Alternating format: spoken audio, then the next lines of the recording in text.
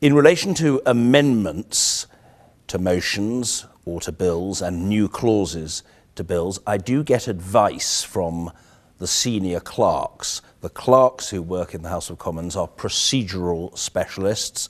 They're very well educated, highly trained. They have got great knowledge of parliamentary procedure and of the legislative process, and they will often want to give their guidance to me as to what it is sensible to select. What's in their mind? Well, first of all, something's got to be orderly. I wouldn't select something that is disorderly. Now, what does disorderly mean? Well, an amendment that didn't properly relate to the motion that it was seeking to amend would be ruled out.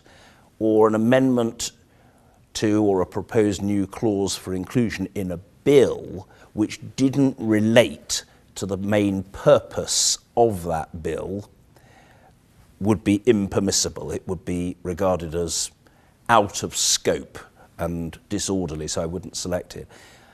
Aside from that, what's in my mind in deciding what to select?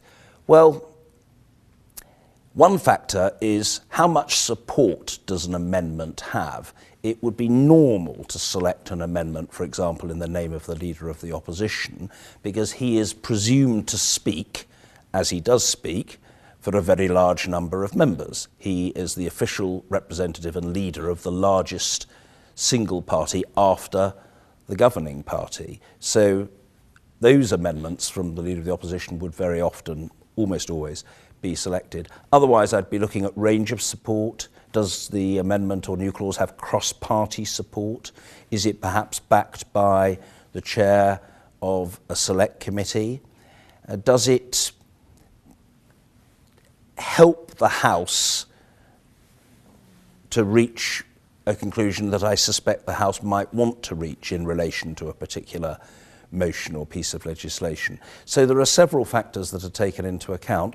On the whole, I err on the side of selecting more amendments rather than fewer and having more votes rather than fewer, because I feel, well, this is what we're here for. We're here to debate and to legislate, and if that means taking a little longer and having more time devoted to debate and to votes, well, that seems to me to be perfectly natural and healthy.